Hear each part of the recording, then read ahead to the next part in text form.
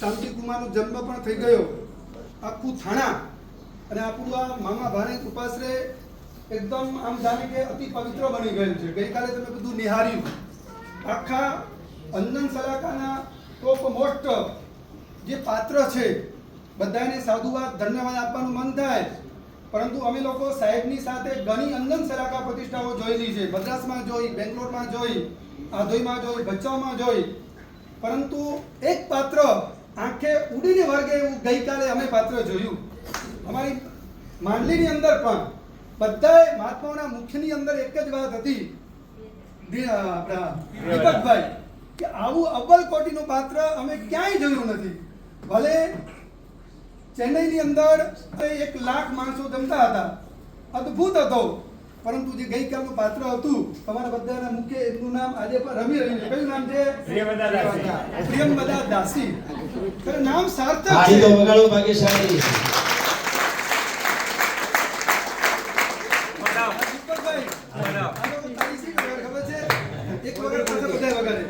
પ્રસંગ ચાલતું હતું, મહાબોધિ માર્ગનું પ્રવચન હતું, આખું હોલ ભરાયેલું હતું. હવે પેલા માઇક વાળા હોય ને એ બધું બરાબર ટેસ્ટિંગ કરતા હતા. એમાં પાછળ રામુ હતો. હવે એને થોડોક સવારનો સમય હતો એટલે પહેલા પોતાના ખીચામાં પડીકી કાઢી અને પછી આમ કરી પછી શું કરે, છેલ્લે આમ કરે ને એટલે આખા હોલ વાળા તાળીઓ વગાડવા લાગ્યા. મહાબોધિ બોલે હજુ તો મેં બોલ્યું નથી, પ્રવચન ચાલુ કર્યું નથી, બાજુમાં મહાત્મા બેઠેલા તો મિરજ કા પ્રભાવ હે. એટલે તાળીઓ તમે એવી વગાડો કારણ કે હું પોતાનું નામ છે.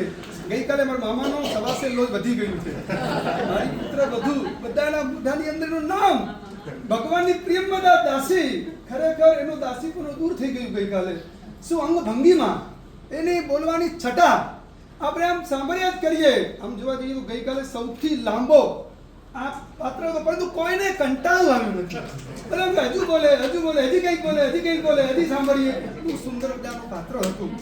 ખરેખર આ લોકો એમ કહેવાય કે પ્રભુના સાથે જે લોકો જોડાય ને પછી ચાહે પ્રિયમબદા દાસી હોય કે ઇન્દ્રાણીઓ કે માતા પિતા કે ફૈબા હોય, એમનું આ સંસારમાંથી જલ્દી નિસ્તાર થઈ શકે છે.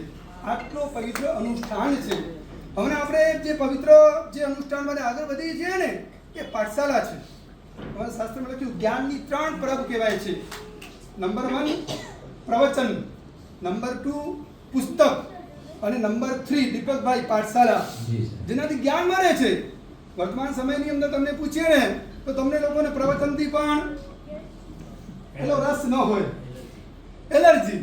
પછી પુસ્તક વાંચવાની વાત કહીએ ઇન્દ્ર મહારાજાને, સાહેબની સમય નથી. આપણું રંગ કરવું ને ગઈકાલે બોલવા માટે પણ રંગ રાખ્યું એમને. ખરેખર તમારા ભાણેજા રંગ રાખ્યું ગઈકાલે.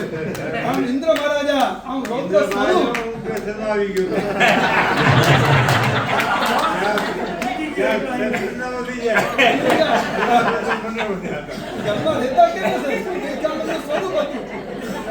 ખરેખર અદભુત.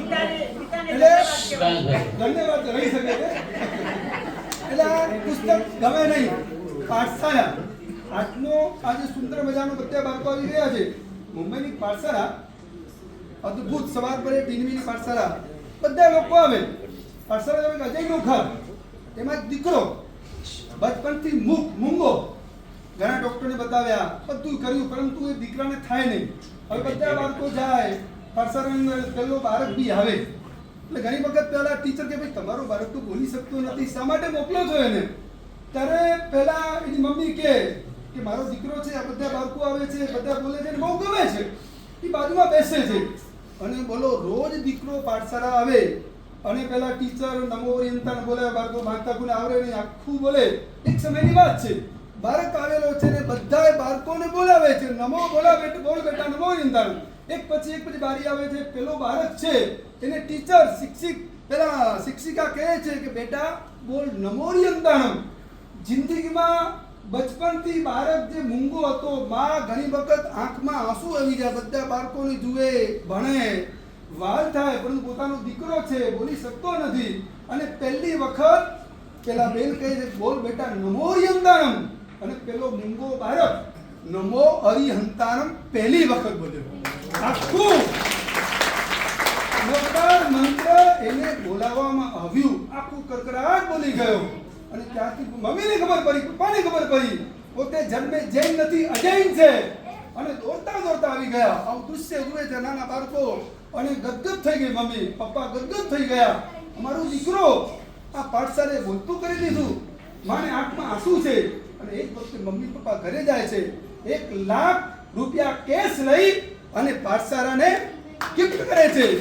જે ડોક્ટરે કામ કરીને આપ્યું, જે વૈદ્યોએ કામ ન કરી આપ્યું, એ તમારી જૈનોની પાઠશાળાએ મારા દીકરાને બોલતું કર્યું છે.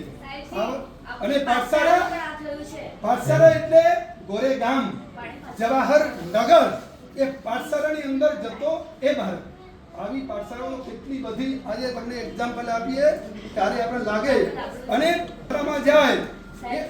આપણી પાઠશાળામાં આ હકીકત થઈ છે. અહીંયા એક છોકરો દ્વિજ શાહ કરીને છે, એ બોલતો પણ નહોતો, એના દાદી એને બંનેને ભાઈ બહેનને લઈ આવે છે.